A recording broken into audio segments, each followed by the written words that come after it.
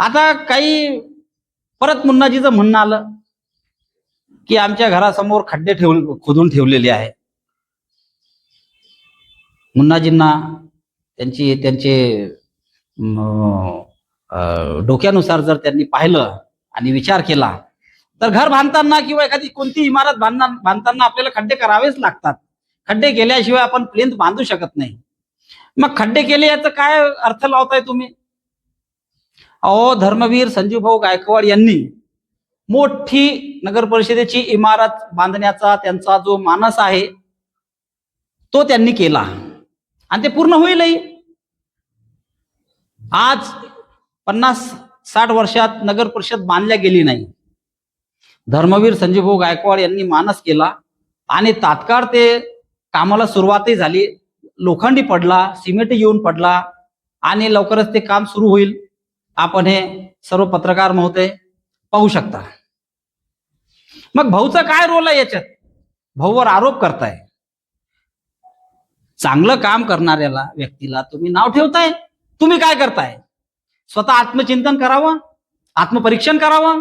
जी वास्तू नगर परिषद ती बांधत आहे आज रोजी, तिथं ते देवाधर्माचे आमचे ते जुने ओटे येत होते.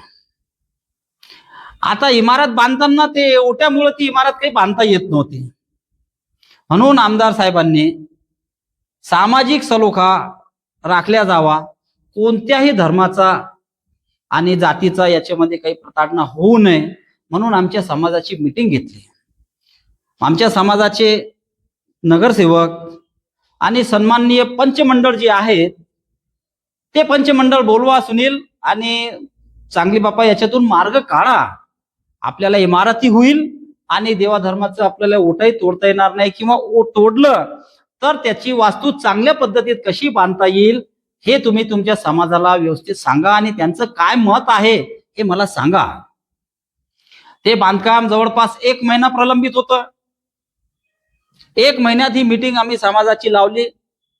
समाजाचे सगळे प्रतिनिधी आम्ही त्यावेळेस मुन्नाजीलाही बोलवलं. मग मुन्नाजी त्यावेळेस का नाही आले? जर तुम्हाला समाजाचा एवढा पुळका आहे, सगळ्या गोष्टीचा तुम्ही हे ठेवता, समाजाचे प्रतिनिधी आणि सन्माननीय प्रतिष्ठित व्यक्ती म्हणून तुम्ही वावरता, मग तुम्ही मीटिंगला का नाही आले? तुम्ही तुमचं मत मांडायचं असतं. तुम्ही तुमचं मत मांडा ना. ते आले नाही. सगळे प्रतिष्ठित मंडळी ही जमा झाली आणि सखोल विचार केला की ठीक आहे, आमचे 2 ओटे आहे समाजाचे आणि एका ओट्यामुळे खरंच ते कोपऱ्यावर असल्यामुळं ती वास्तू काही बांधता येत नव्हती आणि श्याम खाटू जे आहेत आमचे त्याचा ओट्याला धक्का लावता येत नाही असं आम्ही भाऊला सांगितलं. परंतु जे आमचे भैरव होते, भैरव बाबा म्हणून, ते सामाजिक सलोख्याच्या दृष्टिकोनातून त्यांची रीतसर आम्ही पूजा अर्चना करून ते आम्ही उठवून बाजूला तिथं त्यांचं परत पुनर्बांधणी आम्ही करू शकतो. भाऊ, आम्हाला या बाबतीला तुम्ही सहमती प्रदान करा आणि जे काही आपल्या याच्यातून करता येईल देवा धर्मासाठी ते करा. धर्मवीर आमदार भाऊंनी हे सगळ्यांचा विचार ऐकला आणि ठीक आहे. आमचे शिवाभाऊ या मीटिंगला होते, दोन्ही नगरसेवक होते आणि पंचमंडळी होते. तुम्ही विचारा शिवाभाऊला. आम्ही लगेच पूजा अर्चना केली आणि भैरव बाबाचा ओटा हा खाटू श्याम बाबाच्या बाजूला त्याचा आपण जीर्णोद्धार केला. भाऊनी तिथं सगळ्यांसमक्ष घोषणा केली की तुमच्या समाजाचे जे देव आहेत त्या देवांच्या सौंदर्यीकरणासाठी जे तुम्हाला मदत लागेल मी करेल. मग मला सांगा, याच्यात आमच्या समाजाचा कुठं अपमान झाला? उठले तुम्ही की भाऊवर नाव ठेवता, बोट ठेवता. समाजाचा आहे म्हणून मी हे बोलत आहे. माझ्या समाजाचा विषय असल्यामुळे मला हे नाईलाज बोलणं भाग पडतंय. आज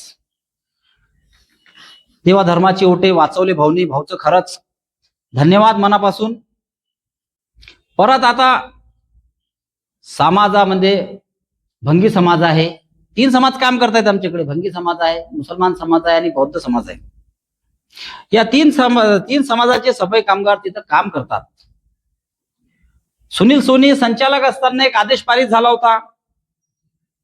त्या आदेशामध्ये स्पष्ट नमूद होतं की 1993 पूर्वी जे लोक सफाई कामगार या पदावर लागल्या गेले त्यांना एक वेळची विशेष बाब म्हणून कायम करण्यात येते. त्यांच्या वारसांना वारसा हक्क लागू नाही, अनुज्ञेय नाही, शासन निर्णय आहे, या बघून घ्या. त्या शासनाच्या धोरणाप्रमाणे नगर परिषदमध्ये नवीन भरती होत नव्हती. समाजाची बरेचशी मंडळी, बौद्ध समाजाचे, भंगी समाजाचे आणि मुसलमान समाजाचे, आमचे सगळे तिन्हीच्या तिन्ही सफाई कामगार हे भाऊंना भेटले. धर्मवीर साहेबांनी आम्हाला काय केलं, या रे बाबा तुम्ही मुंबईला, तुमचा काय प्रश्न आहे रोजगाराचा तो आपण मिटवू. साक्षीदार देतोय तुम्हाला मी. जाकीर शेखलाल, शिवाभाऊ बेंडवाल आणि बरेचसे समाजाचे, इतर समाजाचे लोक यांच्या समक्ष सोबत भाऊंना भेटले.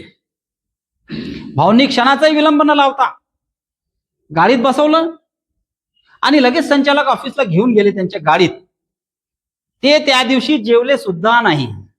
मी साक्षीदार आहे आणि आमच्या समाजाचे बरेच लोक या बाबतीत साक्षीदार आहे. भाऊ सकाळपासून मंत्रालयात होते, परंतु जसं आमचं शिष्टमंडळ गेलं तसं भाऊंनी क्षणाचाही विलंब न लावता, जेवण न करता ते संचालक ऑफिसला गेले.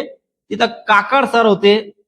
काकडे सरांना भेटून त्यांनी सांगितलं, सर एकच मिनिट, काकड सरांना सांगून तात्काळ आमच्या जो रोजगाराचा प्रश्न होता 1993 पूर्वीचा, आज भाऊच्या माध्यमाने तीनही समाजाचे सफाई कामगार आज परत नोकरीला लावण्याची कार्यवाही भाऊच्या आशीर्वादाने सुरू झालेली आहे. ही गोष्ट मुन्नाजीला कळत नाही का? त्यांच्या समाजातले लागले नाही का? त्यांच्या परिवारातले लागले नाही का? ही गोष्ट तुम्ही बोलत नाही. उलट तुम्ही उठले सुटले समाजाचे, तुमच्यामुळं इतरांना काय त्रास होतो ही गोष्ट तुम्ही ध्यानात घ्या तुमच्या एका स्टेटमेंटमुळे, आणि चुकीचं स्टेटमेंट देताय. तर माझ्यावर जे आरोप लावलेले आहेत मुन्नाजीनं, त्याचं मी खंडन करतो.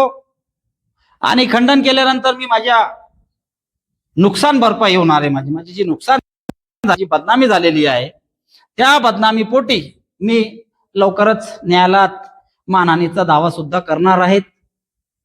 माझ्यावर केलेले आरोप हे मुन्नाजीने सिद्ध करावं.